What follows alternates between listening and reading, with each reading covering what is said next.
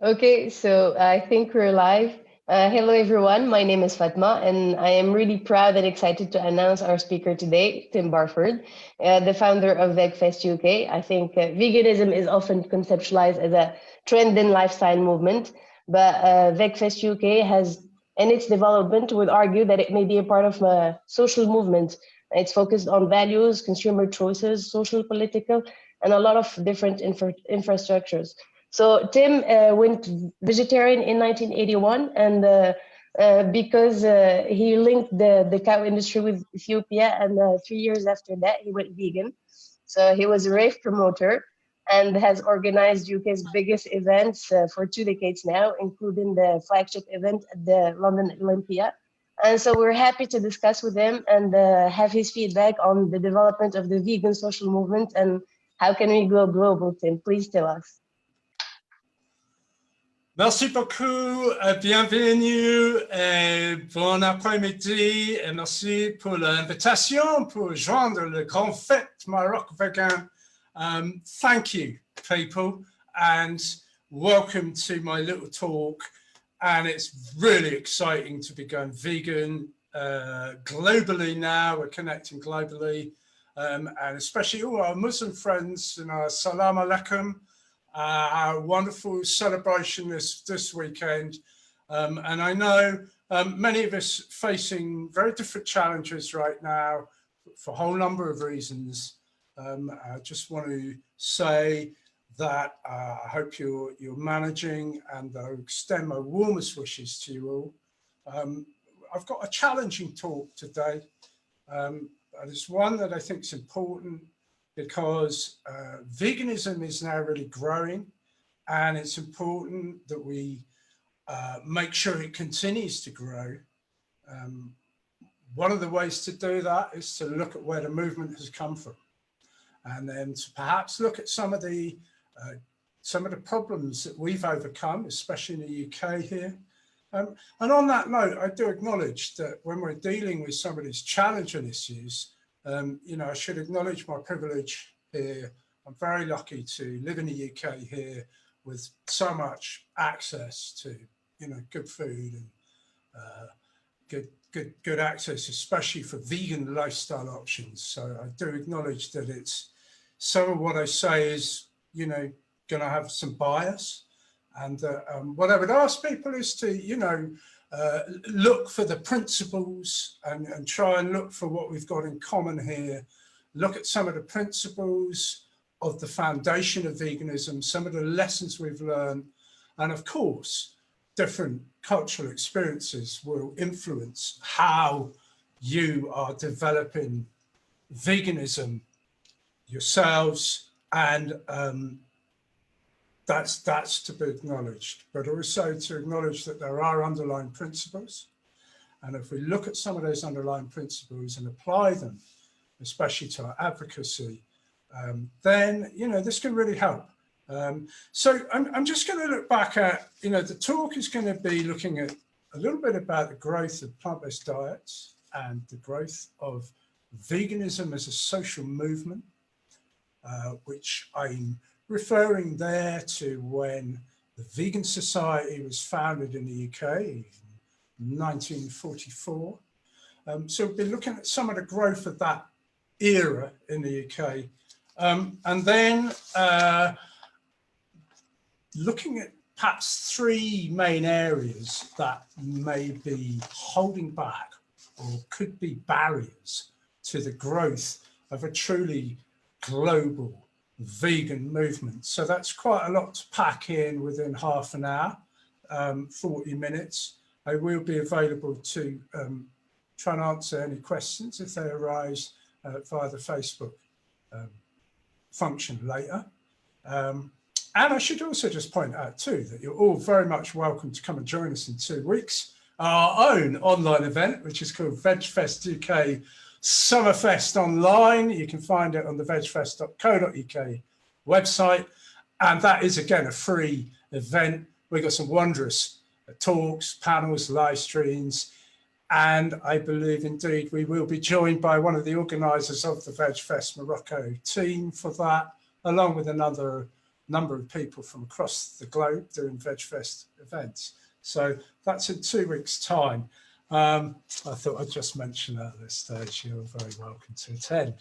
I should also want to just acknowledge my thanks and gratitude, especially to all the sources and all the people that I've learned from some of this, especially in the last 5 years.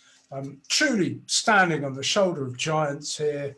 But particularly, I want to acknowledge the work of Dr. Roger Yates and thank him for his work examining the growth of the vegan social movement.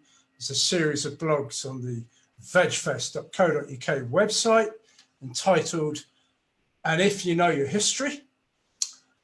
And that series of blogs is looking at the development between the 1940s and the 1970s, specifically in the UK. It's a very interesting series of blogs. So thank you, Roger, for that. And also to acknowledge the significant work of my very good friend, Christopher Sebastian, who has really helped me and a number of other people over the last 5 years kind of get to grips with some of the broader and far-reaching principles of justice and human rights, animal rights, and how these intertwine and how we can help work to release and truly find liberation for animals, humans, and the planet moving forward. And indeed to a number of other sources which have been fantastic influence. So if we just go back, of course, you know, plant-based diets have been around almost every culture for generations, generations and generations. Significantly in India, some clearly, you know, big plant-based diet areas where indeed even the consumption of some meat and animal products is banned. When you look at the growth, things like cultures like the Rastafari culture, where ITAL culture was pretty much plant-based. All over the world, of course, the Native American indigenous people who very much helped develop a cultivation of a lot of the vegetables and fruits that we see across the world today, and the huge influence of African culture too, Northern African especially. Of course, hummus is the favorite food of just about every vegan I've ever met. We just absolutely adore hummus. And you know, you look across the world, China and in Asia, the significant influence of, you know, soybean and things like tempeh and fermented soya that you see in Indonesia and Japan and such like. I mean, tremendous influences of plant-based culture. And of course, you know, many notable people from history, you know, Pythagoras, Plato, Leonardo da Vinci, the esteemed and wondrous poet al-Mahari, of course, from Aleppo in Syria, who 1,000 years ago was writing the most beautiful poetry that started the developments even of not just plant-based diets, but a sort of what we now look at and recognize as a vegan philosophy. Einstein was pretty much plant-based, Gandhi was pretty much plant-based, and in more recent times, significant people like Rosa Parks, the human rights activist, and Coretta Scott King, all pretty much plant-based, and of course the wondrous Angela Davis, who is vegan and still promoting and standing up for rights across the globe. So these are the many different cultures, and I think you've only got to look to your own culture to see this tremendous rich history of plant-based diets. Indeed, my own family was pretty much plant-based. Our great aunts were pretty much plant-based all their lives. My own father was plant-based for the first 10 years of his life back in 1925 to 1935. And that time in the UK, there was a significant growth of pretty much plant-based diets. A gentleman by the name of Arthur Ling, who some of you may know from his company, he founded Plamil, which exports vegan chocolate and vegan soya products across the globe. Plamil founded the year I was born, indeed, 1963, by Arthur Ling, who went pretty much plant-based in 1926, aged 6 years old. 20 years indeed before the word vegan was even coined. But that brings me to that very significant point in our movement's history, when this culmination of many, many different cultures and ideas of plant-based living crystallized into what we recognize as the first social movement, the vegan social movement, which was founded in 1944 by Dorothy and Donald Watson, who created the society, the Vegan Society, which of course is still flourishing today. It's celebrating 76 years and indeed 30 years of its trademark this year, are very influential on a number of platforms. And this is a significant moment, because when you look at social justice movements, when you look at the suffragette movement, for instance, there was a big growth of individuals who were thinking along these lines, but then it crystallized into a movement. And 50 years later, we had the suffragette movement succeed and women won the vote. And within years, that spread across the world, and indeed is still continuing to this day. And it's a fantastic achievement that crystallized with a gathering of individuals to form a movement. And indeed, the abolition of transatlantic slavery can be seen in the same light, where in 1778, a gentleman called Thomas Clarkson came to the very city I live in, Bristol, here in the UK, and he formed a committee.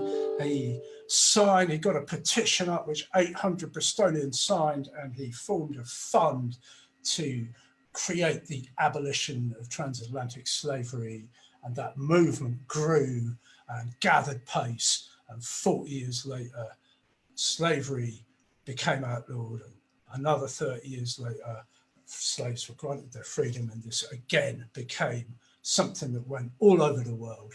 And indeed, today, every country in the world is, I believe, the one law that we sign up to is that anti-slavery law, that humans are not property. They are not for us to use as property. And although sadly, and I will come to this, this is still exists, and some appalling conditions for workers and exploitation of workers. Nevertheless, we still have historically moved on, and I will point to those points. And with the Vegan Society and the creation of the vegan social movement, this movement gathered pace in the UK, and throughout the 50s and 60s, notables such as Elsie Shrigley and Eva Batt and a gentleman by the name of Leslie Cross, Arthur Ling, who I've mentioned, of course, Dorothy and Donald Watson, who founded the society, and Kathleen Janaway and her husband were all notable pioneers of this vegan social movement, which was very social too. It wasn't just a social justice movement. It was very social in that people used to meet. Kathleen used to host a lot of the early Vegan Society meetings, and people come around for cake and tea and discuss veganism and the movement and how this would grow into the worldwide movement it is today. So it's a very interesting pioneers. And then when you come to the development, interestingly, in 1963, you see the growth of animal rights activity in the UK with the founding of the Hunt Sabs. We had a gentleman named Dave Wetton, who's still alive, who was one of the original Hunt Sabs, who came to our show just 2 years ago to talk.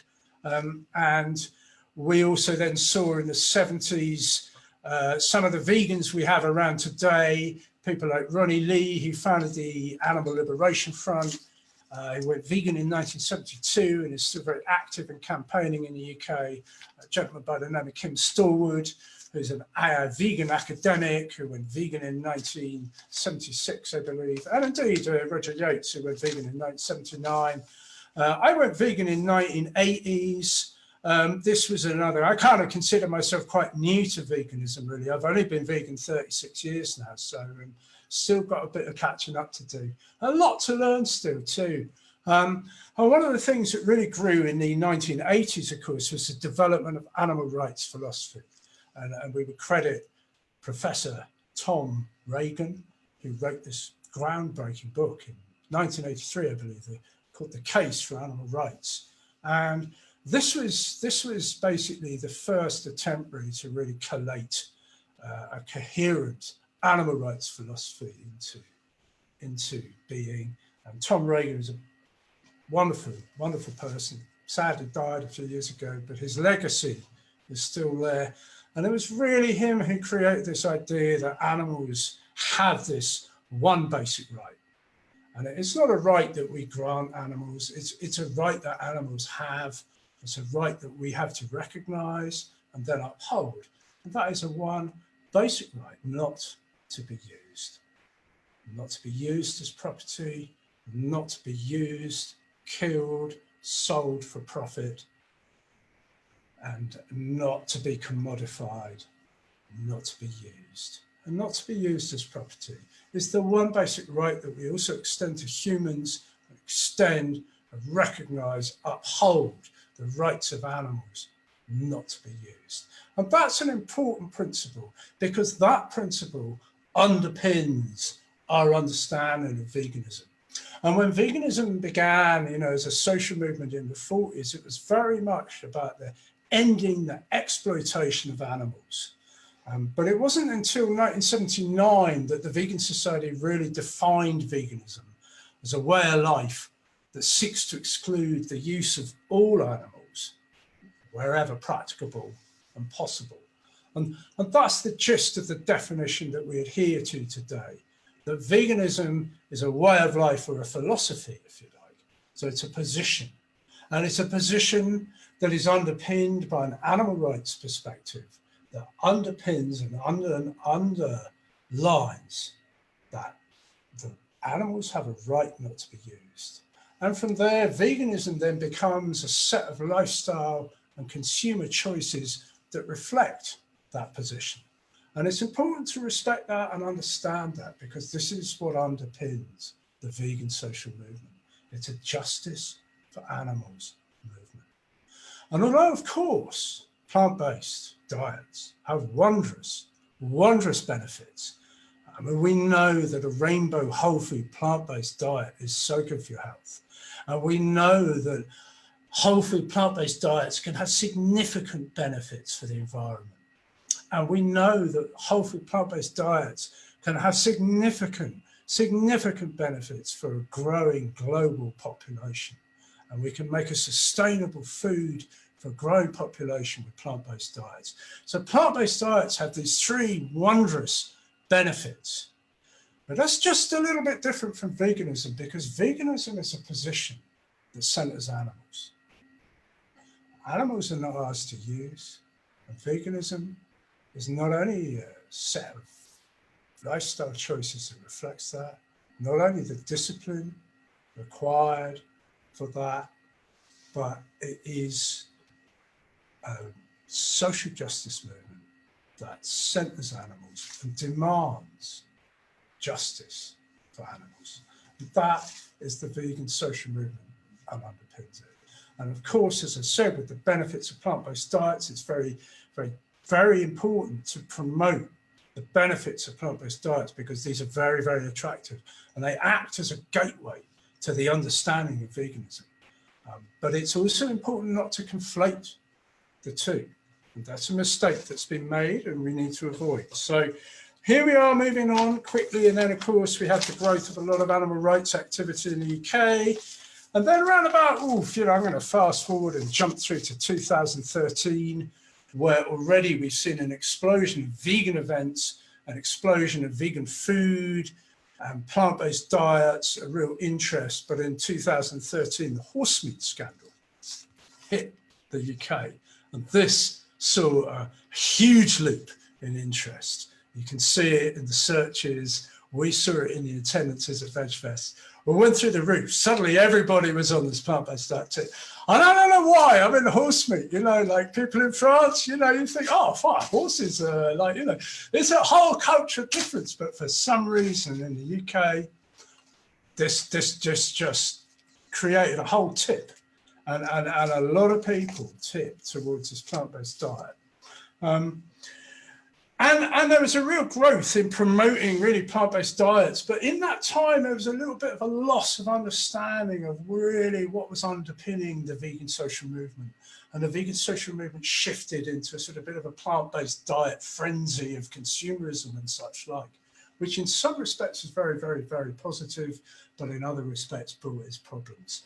And during the latter half of these last 5 years, a lot of those problems have been addressed. And we've got to this wonderful point now where, having seen things like the explosion of veganuary, we've now got to a point where in 2020, we've achieved both in the UK. We've seen veganism enshrined in law, protected as a philosophical belief, akin, although not the same, but similar to religious belief, in that it's accepted that veganism is an ethical position. And this is enshrined in law in the UK now and respected as such, in that similar to the way that religious beliefs in the UK are respected and are protected by law. So are now the position of being an ethical vegan. At the same time, we've seen a huge explosion of plant-based options in the supermarkets and in the restaurants and all the chains and all the mainstream options. We've seen big multinationals advertising plant-based options. There's just been a massive, big shift. So January 2020, just before the game changed, we got to this point. And this is major achievements for us, those of us that have been promoting this veganism and plant-based diets for this period, to get to the point now where we have not only a huge explosion of mainstream plant-based options and lifestyle choices, but also a growing understanding of veganism as an ethical position that seeks to avoid the use of all animals, not just those on the dinner plate, but also those that we wear, the animals that we use for our entertainment, the many trillions of fishes that we kill and capture every day, and those many wild animals that are destroyed by greed for habitat, that are destroyed by our agricultural food systems. And let's not forget the many animals in cages, subjected to daily torture. These are the animals that the vegan social justice movement includes. And when we're talking justice, this includes all animals. And that's why it's important to protect veganism, understand veganism. And before we talk about how we go vegan, let's understand why we go vegan. Because it's when we understand why, that underpins how we then, first of all, go vegan and then teach vegan. And it's the underpinning understanding of veganism as a justice for animals movement that underpins then our promotion for all the wondrous benefits of plant-based diets. And this is really important because, you know, like, I'm not suggesting we should all be promoting an animal rights perspective all the time. What I'm saying is that we should understand where this movement has come from, how it's grown, and we're all of us listening, we're all new to this movement. None of us own this movement. None of us were here before this movement started.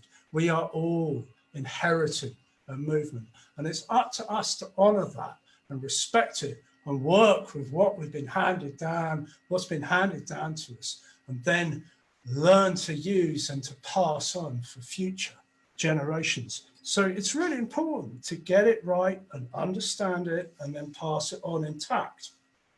Because veganism came out of the Second World War in the UK, this idea of this broad vision that somehow we could address this violence in the world and that we could overcome the massive differences that separated us, the massive damage we were already doing to our planet, and the horrendous abuse of animals, the misuse of them. So that's where we got to with that first little part of the talk. So I've just talked for 20 minutes about the development of veganism as a social movement. And of course, I acknowledge that, I've left out big chunks. We condensed, generations of history into 20 minutes. So of course, there's areas that have been left out. It's not really meant to be a complete talk. It's more to stimulate some interest and debate about, where we've come from and what the underlying principles are. And then, very importantly, to apply them to where I'm now coming to my second half of the talk, which is to just look at 3 potential barriers to the growth of veganism and the development of the vegan social movement. And again, this is challenging. This isn't easy. And I would again acknowledge not only my own position of privilege and bias, but also that, there's a lot of people maybe are not going to relate to all of this, or may find some of this particularly challenging, or there may be some disagreement. That's fine. This is not meant to be a rigid set of solutions, but the opposite. It's here to focus, perhaps, and to help focus on these issues. And I would invite all of you in your own communities and your own vegan development and your own groups, especially charities, campaigners and activists, especially, to pay attention to these areas and to focus on them and to have those discussions. Obviously, of course, many people already will be. And there'll be many people who are completely new to some of this. People who have said who may vehemently disagree or not understand. That's fine. These are big areas. They're not easy solutions.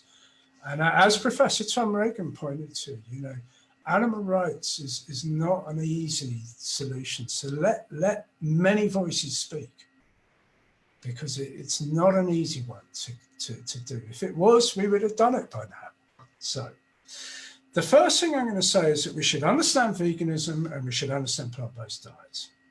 That's really important. We spent the last 5 years in the UK, we've had a lot of disagreements about it. There's been a lot of, shocking treatment of activists. There's been a lot of shaming and a lot of bad language and poor behavior and disrespectful abusiveness and mocking and all sorts of terrible characteristics. So basically a waste of energy, and the optics are poor. It doesn't look good. It's not attractive. One of the reasons I would say is that, look, of course, we always should moderate our language. We should be respectful. We should be understanding and tolerant. But sometimes that's like just a sticking plaster, if you like. It's like, you might refer to tone policing. We do have to look at the underlying issues if we're going to remove the arguments. And it's very important we do remove the arguments. So it's not really just about putting a sticking plaster on the way we address each other. That, of course, is important. I don't want to underplay that. But we need to look at why we argue. What are the root causes? And one of them is conflating plant-based diets with veganism. No, veganism is an ethical way of life that seeks to exclude the use of all animals wherever practicable and possible. It centers animals, it's a justice movement, and it's growing. It's a philosophical, ethical position that underpins a set of lifestyle choices, including plant-based diets and plant-based lifestyle choices. So that's great, and we can promote the benefits of plant-based lifestyle and plant-based lifestyle choices. But let's not pretend that that's veganism. It's not. It's plant-based lifestyles, choices, and options. And we can promote them, and we should promote them, and we must promote them, because they're very, very important, especially with climate change. Absolutely, with this common threat we face, we must get on a pretty much plant-based tip. And we must work as hard as we can to encourage people to do so. But that's not veganism. Veganism is about the use of all animals. animals. And we mustn't throw some of these animals under the bus and pretend somehow they don't matter and not include them in our vegan social justice movement, just because it doesn't suit a plant-based diet growth. So we can promote plant-based diets, we can promote veganism. They have a lot in common, but they've also got things apart. It doesn't help to conflate them. We don't have to promote veganism. We can promote plant-based diets. We need to understand veganism in order to promote plant-based diets. That's what I'm suggesting. So no, you don't have to be an activist, and no, you don't have to go and shout on street corners. You don't have to sign petitions. You don't have to do anything. You can be vegan. And just by being vegan and understanding veganism and explaining calmly to people, that is a massive bonus. And I use a little example here, for instance. Say you wanted to go into your school and you wanted to talk to the head teacher and say to the head teacher, well, you know, I think it'd be a really good idea to see more plant-based options on the school menu for the children, if the school actually does provide food. And the head teacher would say, okay, well, there's other parents who might want their children to eat meat or dairy. So it's like, okay, well, you know, the vegan parent will say, okay, well, let's maybe have some, you know, 1 or 2 plant-based options, or maybe one day a week we have a plant-based option for everybody, or there's always a plant-based option, or maybe we could get to actually putting a whole plant-based always, or maybe meat just once a week or something, some kind of compromise. That's fine. But then if you were talking directly to the head teacher, you could be saying, well, of course, veganism is a personal choice that you could make if you're not vegan already. Veganism is a way of life that excludes the use of all animals. It's a justice for animals lifestyle. So that's slightly different from trying to get a plant-based meal onto the menu, but you can do both. That's fine. And obviously it's probably not that tactical to be demanding that the whole school goes vegan overnight. It's probably more tactical to try and get a step-by-step plant-based diet, plant-based meal here, option, build, win some trust, get some more parents on side, etc.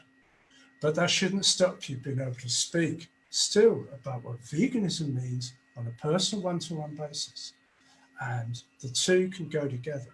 So there's an example I would use where an understanding of veganism is important, and understanding plant-based diets is important. And if we work with that in mind, it works. We do this with our shows. We have a show called Plant Powered Expo, and it's really about celebrating the benefits of plant-based living.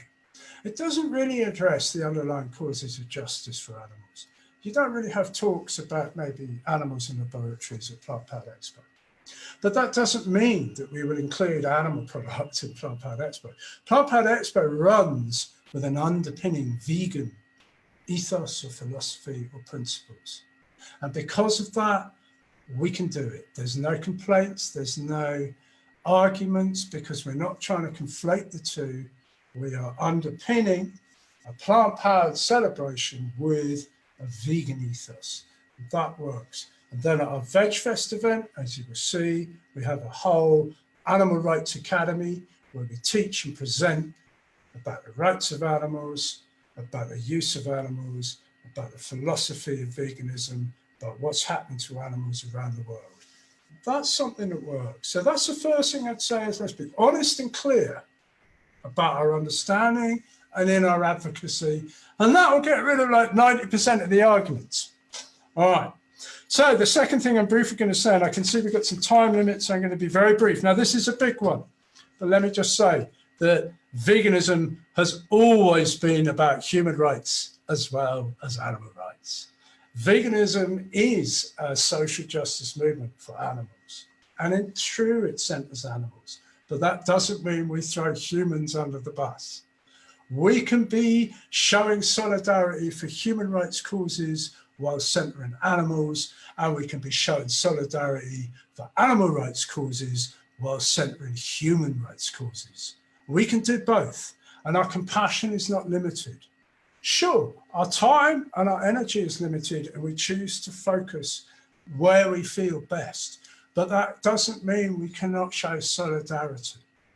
And at the very least, we can inform ourselves to avoid treading and upsetting or offending marginalised groups or people with less or people who are already severely challenged because our advocacy is clumsy and ill-informed, or even worse, showing misogyny or misanthropy.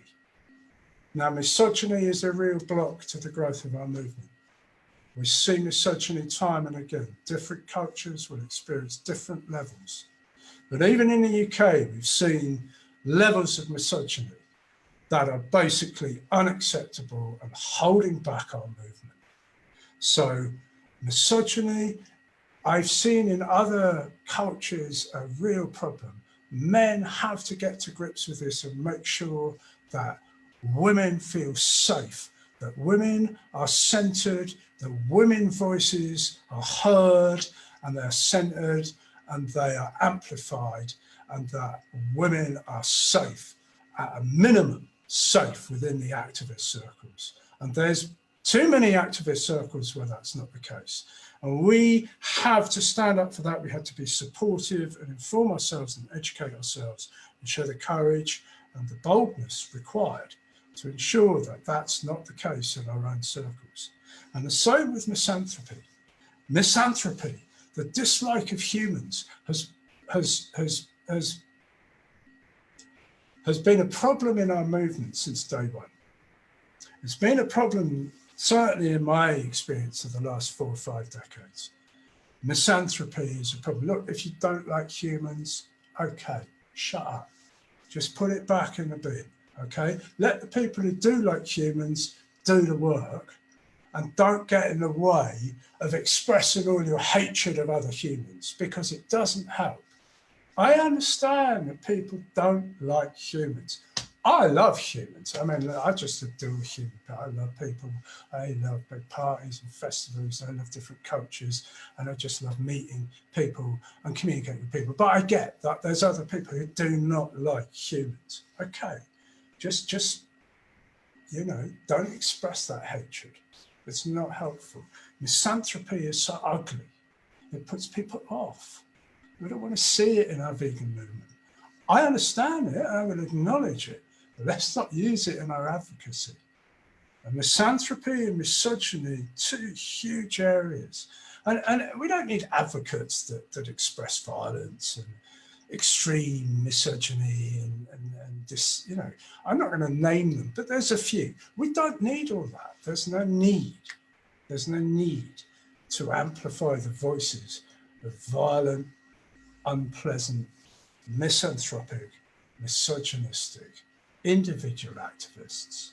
It's not necessary. It's going to hold us back. And now I come into the third area, which I've now got 3 minutes to discuss. The big one.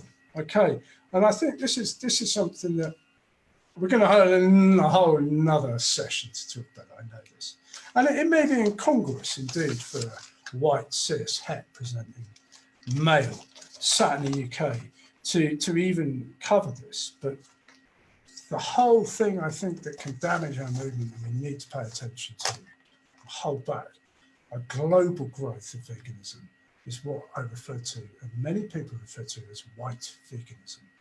And white veganism is not about the colour of your skin. There are many different colours of people with different heritages who can subscribe to this concept of white veganism. And it's hard to define, but if your veganism depends on the oppression of mainly black and brown bodies and indigenous people, that's not a global veganism. Let me give you an example. If your chocolate choice is so-called cruelty-free with no dairy product, but it is picked by child slave labor, that's not vegan. That's white veganism. And if you're fancy new trainers that you're showing off with relish because they've got no leather and animal glue in them have been made in the sweatshops on the backs of women and children in communities where there's no workers' rights and the workers are oppressed and paid a pittance and worked beyond any kind of reasonable amount. That's not our veganism. That's not global veganism.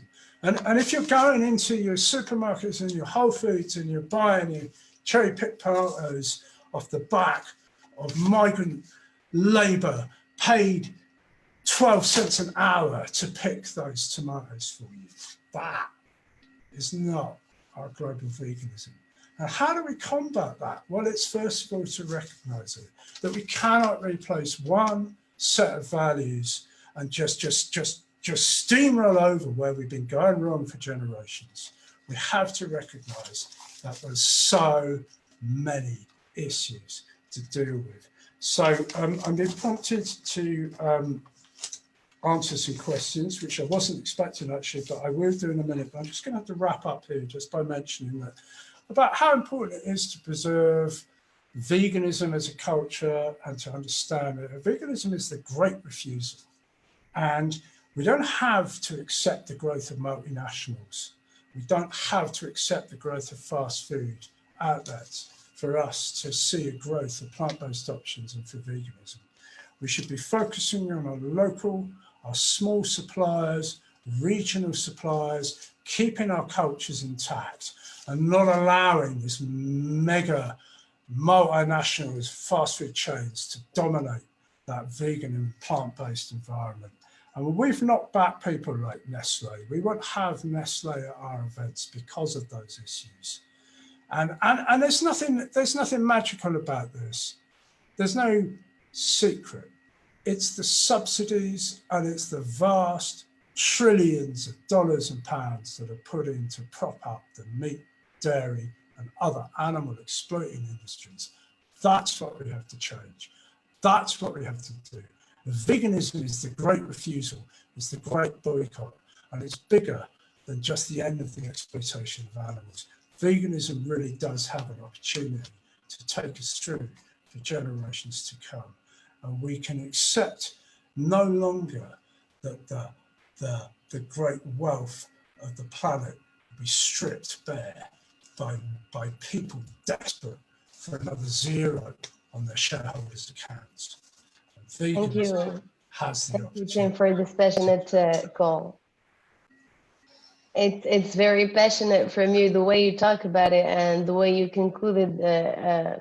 Like you said, it's not a speech. It's like just enticing our minds to think about things. So we have a lot of questions. I think we should get through them quickly for the next speaker to come in. So I think the most important question is, you talked about consumerism and exploitation, and not only animal exploitation is rooted in capitalism in a way that we can never fathom to understand. So do you think that we can go global with this movement with capitalism still existing, with big industries taking advantage of the situation, like you said, mass producing products that are suitable for the vegan society, but maybe are exploiting other things and other human beings in order to do that? So that I think, how do you think capitalism and going global with the vegan social construct can work? It's a very good question, and it's a very big one to answer, and it's very difficult to narrow it down into a succinct answer. But I would suggest, I was thinking about this, I would suggest that, look, you know, the first thing is to choose local wherever you can. Choose local, support local initiatives, choose regional, you know, choose rainbow whole food plant-based options wherever possible. We don't have to buy some of this stuff. And I accept and speak from a position of privilege here. And I don't want to underestimate the accessibility that fast food chains and big outlets can provide. That's important. So the balance of it is, well, I would say we as vegans and within our communities and growing can promote and focus on helping and sustaining the smaller suppliers, the ethical producers. But meanwhile, we can recognize the benefits of some of these bigger corporations providing plant-based options. So what I would say is, quietly, we can recognize that, but we don't have to go and promote that. We don't have to buy into that unless we have little choice and it's the only option we've got, in which case we should humbly be grateful for that. But we don't have to go out and go, oh, you know, Kentucky Fried Chicken have a new blah, blah, blah, blah, blah. But we can go, oh, Temple of Satan have just released and they're now opening another branch. And Temple of Satan in the UK are a small vegan fried chicken producer, independent, or we can promote them. We don't have to promote and celebrate all this stuff. That's not to say we can't recognize the value of it. So what I would say is, ideally, we see these big multinationals and fast food chains shrink. They get smaller, their influence gets lesser. But meanwhile, their plant-based ranges get bigger. So yeah, that would be the short-term solution. Long-term, no, we have to replace these systems. These systems are keeping billions of people in poverty, and they're making very few people very wealthy. And we are depriving, depleting, and I do not see capitalism as the long-term solution, but short-term, we have to learn, I would suggest, to do the very best we can with the mess we've got.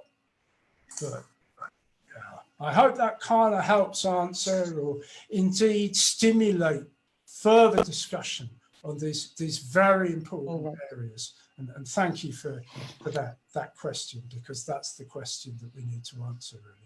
So I think you answered it pretty well. I think we're running out of time, so I'm going to ask you one last question, despite the fact that we have a ton that are in store. But I just want your opinion about the vegan Moroccan community and the organization, and how we are taking this challenge as well, because, you know, in Arab and Muslim culture, it's very different, and the privilege, I think, is less to make your own choices about what you eat. So what can you say about the organization and how it embraced and approached the subject? I think the fact you're doing this is incredibly groundbreaking. It's wonderful to see. I understand, especially right now, there's so many Muslim people really challenged by this current environment, and that you can provide the support and the voices, so many wondrous voices coming through. It's just a revelation. And it's the big bonus of the lockdown, is that we've now gone online and now we're going global. And I would commend you, because, you know, I've talked about the history, right, of the vegan social movement. Vegfest Morocco has just written itself into the history books, because we can credit you now really as not only the first event to embrace really the whole of North Africa, really represent the whole wondrous cultures, different communities, and link everyone together and really present to the world, but also to be able to go beyond that and go global and invite so many different other opinions and voices and experiences in. I tip my hat to you, honestly. It's an old school UK saying. I tip my hat. It's wondrous to see, and thank you, because I know you're all volunteers. It's a lot of work. I know that. Thank you, Tim, for your presence. I think this session was very interesting and very passionate, because we can see the 40 years of veganism in you, and we hope that will transmit to our society and the youth that are particularly trying to make a change. I want to thank our viewers and everyone who's going to watch the feed after that. It's going to be translated into Arabic and French and be on our platform. So I hope you enjoyed this, and we did not bore you. And I think we will join us very soon. Thank you, Tim, for your presence. Thank you. Merci beaucoup. Bye-bye. Bye-bye.